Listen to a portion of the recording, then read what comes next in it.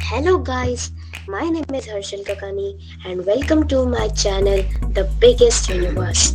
Today I would be presenting or just say predicting the future of our planet Earth. So let's get started. As we all know about the red giant stage of the sun, that in the following billion years, the sun will capture all the four terrestrial planets inside it. But do you know about the post-red giant stage? If not, I will tell you now.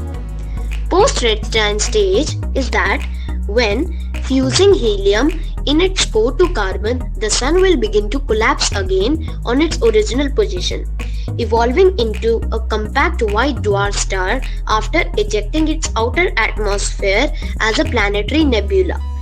The predicted final mass is 54.1% of the present value, most likely consisting primarily of carbon and oxygen. The present value of the sun is 5504 degrees Celsius. Currently, the moon is moving away from the earth at a rate of 4 cm, which we could say as 1.5 inches per year. 50 billion years, if the earth and moon are not engulfed by the sun, they will become tide-locked into a larger stable orbit, with each showing only one face to another. Thereafter, the tidal action of the sun will extract angular momentum from the system, causing the orbit of the moon to decay and the earth's rotation to accelerate. In about 64 billion years from now, it is estimated that moon may end up colliding with the earth due to the remaining energy of earth-moon system being sapped by the remnant sun, which means post-red giant stage of the sun, after the red giant stage of the sun, causing the moon to slowly move inwards toward the earth. And then due to the post-red giant stage, the sun can also capture the moons of Mars and Earth.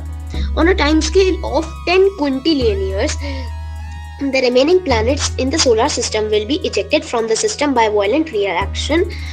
If Earth is not destroyed by the expanding post-red giant stage of Sun, and Earth is not ejected from the solar system by violent reaction, the ultimate fate of the planet will be that it collides with the black dwarf sun, which is very, very harmful for Earth, and black dwarf sun can digest all the planets of the solar system due to its decay of its orbit via gravitational radiations, which are very weak there in 10,020 years.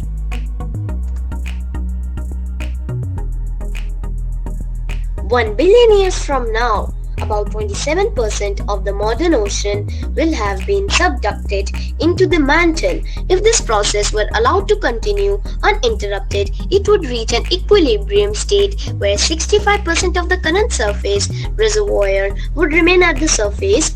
Once the solar luminosity is 10% higher than its current value, the average global surface temperature will rise to 320 Kelvin, which is also equal to 47 degrees Celsius or 116 degrees Fahrenheit. The atmosphere will become a moist greenhouse, leading to a runaway evaporation of the oceans.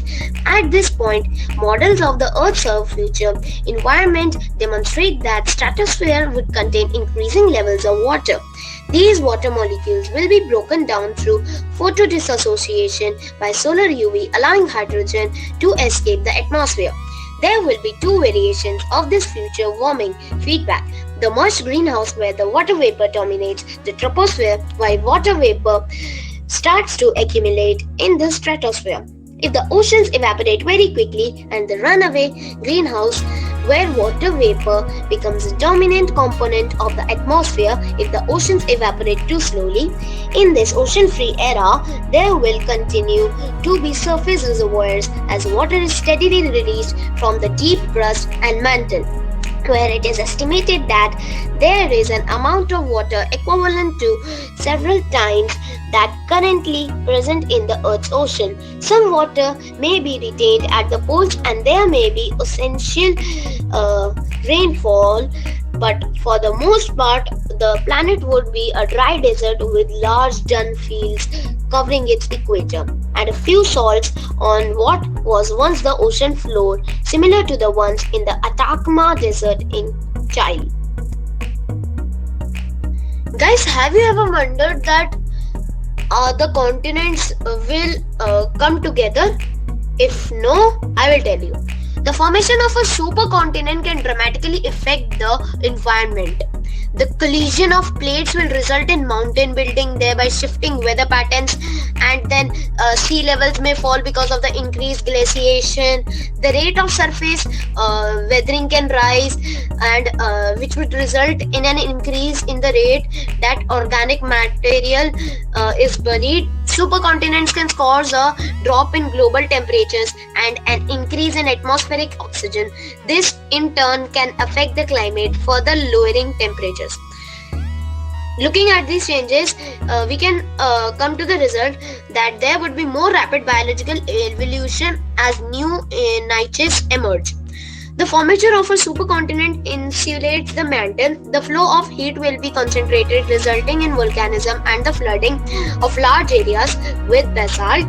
And the planet may then experience a warming period as occurred during the Cretaceous period, which marked the split up of the previous Pangea supercontinent. Now let's move to the topic solar explosion. The energy generation of the sun is based upon the thermonuclear fusion of hydrogen into helium. This occurs in the core region of the star using the proton-proton chain reaction process. Because there is no convection in the solar core, the helium concentration builds up in that region without being distributed throughout the star. The temperature at the core of the sun is too low for the nuclear fission of helium atoms through the triple alpha process. So these atoms energy generation that is needed to maintain hydrostatic equilibrium of the sun. At present, nearly half the hydrogen of the core has been consumed, with the remainder of the atoms consisting primarily of helium. As the number of hydrogen atoms per unit mass decreases, so too does their energy output provided through nuclear fusion. This results in a decrease in pressure support, which causes the core to contract until the increased density and temperature bring the core pressure into equilibrium with the layers above it. The temperature goes higher, and then it causes the hydrogen which is left to undergo into the fusion, and the speed becomes more rapid, and thereby generating the energy needed to maintain the equilibrium. Describes about the Earth movement predicts that the planet will continue to undergo glacial periods at least until the Quaternary glaciation comes to an end. These periods are caused by variations in axial tilt and precession of Earth's orbit. As part of ongoing supercontinent cycle, plate tectonics will probably result in a supercontinent in 250 to 350 million years, which is also known as Pangea. Sometime in the next 1.5 to 4.5 billion years, the axial tilt of the Earth may begin to undergo chaotic variations with changes in the axial tilt of up to 90 degrees. The luminosity of sun will steadily increase, resulting in a rise in the solar radiation reaching the earth. This will result in a higher rate of weathering of silicate minerals. For watching my video, अगर आपको ये video अच्छा लगा तो please like करना तो ज़रूर बनता है, क्योंकि इस वीडियो को बनाने में कितनी मेहनत लगी है। और सब्सक्राइब कर लो चैनल को, और अपने दोस्तों के साथ ये वीडियो शेयर कर लो, और